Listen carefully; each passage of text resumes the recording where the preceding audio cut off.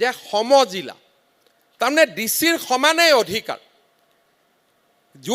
আমি এইকেইদিনত চাই আছোঁ যে ডিচিৰ কাৰ্যালয়ত মানুহ কিয় আহে আমাৰ জালুকবাৰী সমষ্টিৰ মানুহৰ কাম জালুকবাৰী সমজিলাত শেষ হ'ব লাগে দিছপুৰ সমষ্টিৰ কাম দিছপুৰ সমজিলাত শেষ হ'ব লাগে কালি মই আমাৰ আজাৰাৰ এছডিচিৰ লগত কথা পাতি আছিলোঁ কিবা লেণ্ড একুইজিশ্যনৰ মেটাৰ এটা লৈ তেওঁ মোক ফট কৰি ক'লে যে ছাৰ কাগজকেইখন মই ডিচি অফিচত পঠাই দিছোঁ তেতিয়া মই গধূলি চিফ ছেক্ৰেটাৰীক প্ৰশ্ন কৰিলোঁ তেওঁ যে চিডিচিত নপঠিয়াই ডিচিক কিয় পঠিয়ালে তেওঁতো পঠিয়াব লাগিছিল সমজিলাৰ আয়ুক্তৰ তাতে তাৰমানে কৰবাত নহয় কৰবাত ছেক্ৰেটেৰিয়েটৰ পৰা পাৱাৰটো বিকেন্দ্ৰীকৰণ হৈছে কিন্তু জিলা আয়ুক্তৰ কাৰ্যালয়ত পাৱাৰটো আকৌ কেন্দ্ৰীভূত হৈছে এতিয়া আমি নতুনকৈ চেষ্টা কৰিম যাতে আমাৰ জিলা আয়ুক্তৰ কাৰ্যালয়টো এনেকুৱা হ'ব লাগে ইয়াত যাতে গধূলি মানুহে পাৰ্কত বহিব পাৰে মানুহে আহিব নালাগে মানুহ কেতিয়া আহিব যেতিয়া সমস্যা থাকিব MLA ফাণ্ডৰ কাৰণে আজিকালি মানুহ নাহে আনটাইড ফাণ্ডৰ কাৰণে নাহে এতিয়া বহুত জিলাত আমাৰ জিলা আয়ুক্ত কেইজনে আকৌ চিডিচি কেইজনক লগত ৰাখি বহাই থৈ দিয়ে তাৰমানে যেনেকৈ মুখ্যমন্ত্ৰীয়ে পাৱাৰটো এৰিব নোখোজে ডিচিজনেও পাৱাৰটো এৰিব নোখোজে এই প্ৰৱণতাটো আমি এৰিব লাগিব তেওঁলোকে যদি ভাবে যে মুখ্যমন্ত্ৰীয়ে গোটেই পাৱাৰবোৰ এৰি দিছে মুখ্য সচিবে পাৱাৰবোৰ এৰি দিছে মই কিয় ধৰি ৰাখিব লাগে তাৰমানে আমি ফাৰ্ডাৰ বিকেন্দ্ৰীকৰণ কৰিব লাগিব য'ত নেকি ৰাইজ উপকৃত হ'ব পাৰে ছেপ্টেম্বৰত আমি জিলা আয়ুক্তসকলৰ মিটিং পাতিছোঁ যাতে মেক্সিমাম পাৱাৰ আমি জিলা আয়ুক্তক দিব পাৰোঁ যাতে মানুহ আহিব নালাগে জালুকবাৰী মানুহ জালুকবাৰী দিছপুৰৰ মানুহ দিছপুৰ সোণাপুৰৰ মানুহ সোণাপুৰ আমি আৰু নেক্সট ষ্টেজলৈকে লৈ যাব খুজিছোঁ এতিয়া আমাৰ ডিচি মহোদয়ে এটা কথা ক'লে যে আমাৰ ইয়াতে 300 মানুহে ৰেজিষ্ট্ৰেশ্যন কৰিব আহে বিয়া পাতিব আহে বিয়া পাতিব নিজে বিয়া পাতিব পলাইটো অনা নাই বিয়াহে পাতিব তাৰ কাৰণে ডিচিৰ তাত কিয় মানুহজন আহিব লাগে তাৰতো কোনো কাৰণ থাকিব নোৱাৰে যদি বোলে কিবা নাবালিকা ছোৱালী পলাই আনিছে ৰেগুলাৰাইজ কৰিব লাগে তেতিয়াহে ইয়াত আহিব নহ'লে ইয়াত কিয় আহিব লাগে এতিয়া আমি নেক্সট ষ্টেজ কৰিছোঁ কি আমি গুৱাহাটীত আৰম্ভণিতে 6-7টা জাগাত আমি মাটিৰ ফ্লেটৰ ৰেজিষ্ট্ৰেশ্যনৰ অফিচ কৰিব খুজিছোঁ প্ৰাইভেট চেণ্টাৰ কিন্তু তাত সাব ৰেজিষ্টাৰ বহি থাকিব মানুহ আহিব তাতে যাব গভৰ্ণমেণ্ট অফিচত আহিব নালাগে কাৰণ ইমান সিনিয়ৰ সিটিজেন নিজৰ ফ্লেটটো ছোৱালীজনীক দিব খুজিছে তাৰ কাৰণে তেওঁ ডিচি অফিচত কিয় আহিব লাগে এতিয়া আপোনালোকে দেখিব খানাপাৰাৰ আমি ISBTৰ ওপৰত এটা কাৰ্যালয় বনাই আছোঁ একদম এয়াৰ কণ্ডিশ্যন ধুনীয়া চকী টকি দি ধুনীয়া তাত আমাৰ VSF ভিসা বনোৱা অফিচ হ'ব লগত আমি চেষ্টা কৰিম যে গুৱাহাটীৰ যিমান ফ্লেটলেট আছে সাব ৰেজিষ্টাৰৰ অফিচত আহিব নালাগে সাব ৰেজিষ্টাৰজন গৈ তাতে বহি থাকিব মানুহ আহিব তাতে মানুহজন আহিব এটা ফিজ দিব তাতে পৰিকল্পনাখিনি হ'ব তাতে সহি কৰি পঠাই দিব আজি যদি গুৱাহাটীত আমি এনেকুৱা 10টা ফেচিলিটেশ্যন চেণ্টাৰ খুলিব পাৰোঁ আৰু 10জন সাব ৰেজিষ্টাৰ যদি গুৱাহাটীত 10 জাগাত বহি থাকিব পাৰে আৰু তাতেই মাটি ৰেজিষ্টাৰ হৈ গ'ল ফ্লেটৰ ৰেজিষ্টাৰ হৈ গ'ল কাৰণ মাটি ৰেজিষ্টাৰ অসমত কেতিয়া হয় যেতিয়া ডিচি NOC দিয়ে যদি ডিচিয়ে NOCখন চাই চিটি দিলেই ৰেজিষ্ট্ৰেশ্যন কৰাৰ কাৰণে আকৌ জিলা কাৰ্যালয়ত কেনেকৈ আহিব লাগে অৰ্থাৎ আমি চৰকাৰৰ বহুত কাম ডোৰ ষ্টেপত লৈ যাব পাৰোঁ আজি আপোনালোকে যদি চাই ইনহেৰিটেন্স উত্তৰাধিকাৰী চাৰ্টিফিকেটখন ডিচিয়ে দিলে ভুল হ'ব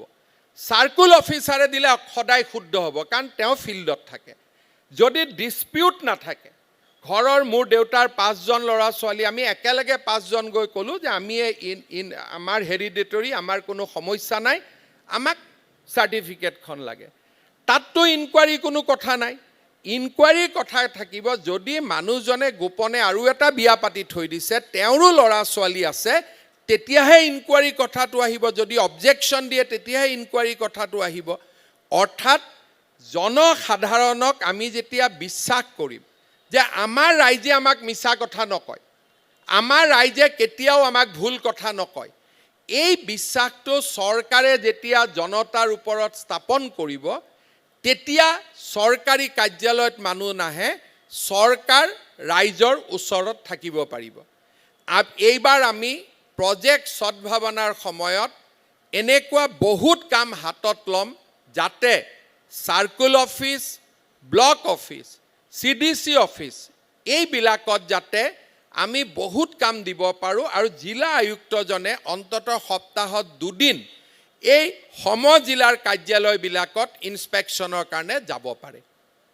এতিয়া DC নিজেই ইমান ভাৰাক্ৰান্ত যে কামৰূপ জিলাৰ আয়ুক্তজনক ময়ে মাতিব বেয়া পাওঁ, কাৰণ মই মাতা মানে ইয়াত মানুহ বহি থাকিব। কেইদিনমান আগতে মই কামৰূপ মহানগৰ জিলাৰ হেঙেৰাবাৰী কাৰ্যালয়ত আহিছিলোঁ। কমচে কম 100 গৰাকী মহিলাক লগ পালোঁ, অৰুণোদয় ফৰ্ম বিচাৰি আহিছে। যদি আমি অৰুণোদয় সহায়ক এজন সমজিলা কাৰ্যালয়ত দি দিওঁ তেতিয়া যোৱাতটো আমি বেয়া নাপাওঁ, কিন্তু মানুহগৰাকী ডিমৰীয়াৰ মানুহ ডিমৰীয়াত যাব, দিছপুৰৰ মানুহ দিছপুৰত যাব, নিউ গুৱাহাটীৰ মানুহ নিউ গুৱাহাটীত যাব। সেই ধৰণে আমি এইবাৰ ৰিচাৰ্চ কৰিব খুজিছোঁ। আজি কামৰূপ জিলাৰ নতুন কাৰ্যালয় হ'ব, পুৰণাত যোন আহিছে।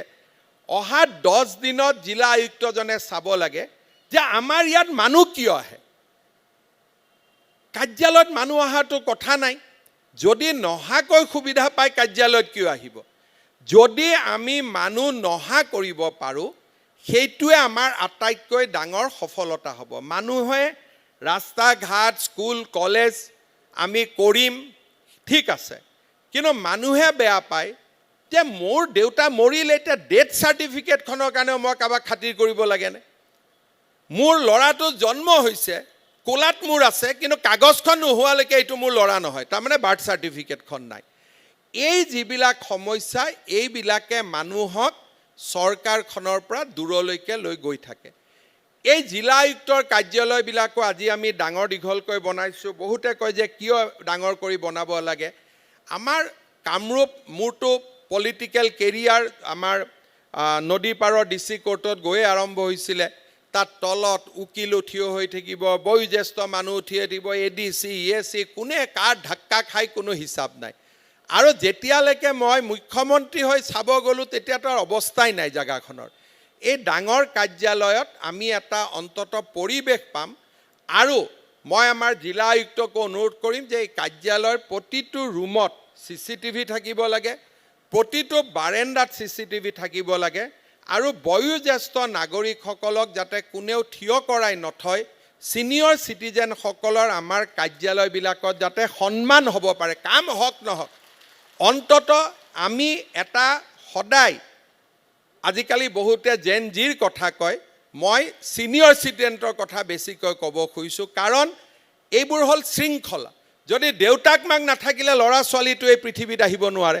গতিকে যদি আমি ল'ৰা ছোৱালীয়ে যদি কয় দেউতাক মাকক সন্মান কৰিব নালাগে, তেওঁৰ ল'ৰা ছোৱালীয়েও তেওঁক সন্মান নকৰিব। এই যিটো আমাৰ শৃংখল, আমাৰ ভাৰতৰ সভ্যতা সংস্কৃতিৰ যিটো আমাৰ শৃংখল, যে ল'ৰা ছোৱালীক মৰম কৰিম, দেউতাক মাক সন্মান কৰিম, এই যিটো আমাৰ চিন্তাধাৰা, এই চিন্তাধাৰাটো আমাৰ কামে কাজে ৰিফ্লেকশ্যন হ'ব লাগে। কামৰূপ জিলাৰ মহানগৰ জিলাৰ আয়ুক্তৰ কাৰ্যালয়ত ছিনিয়ৰ চিটিজেনৰ যাতে সন্মান হয়। DC মহোদয়ৰ সন্মুখত CCTV এটা সদায় থাকিব লাগে।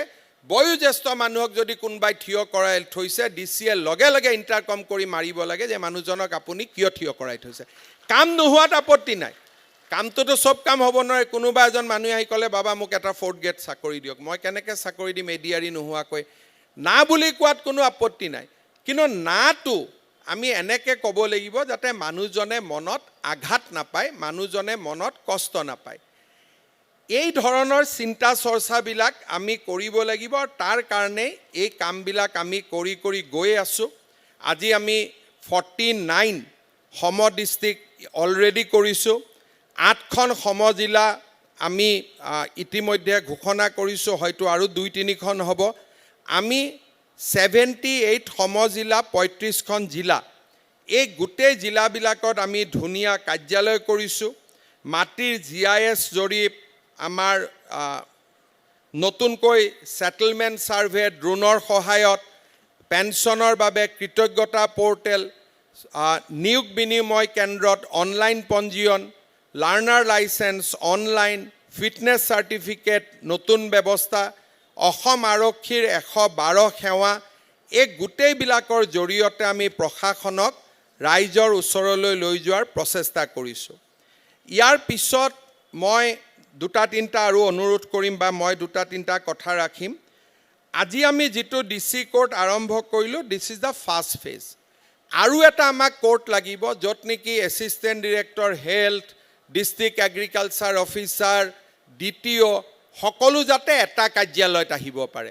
মই আমাৰ আয়ুক্ত মহোদয়ক অনুৰোধ জনাম যে এটা 12 মহলাৰ টাৱাৰ এটা আমাক লাগে য'ত 59 ডিপাৰ্টমেণ্ট, গুৱাহাটীৰ 59 ডিপাৰ্টমেণ্ট একেলগে এক জেগাত যাতে থাকিব পাৰে।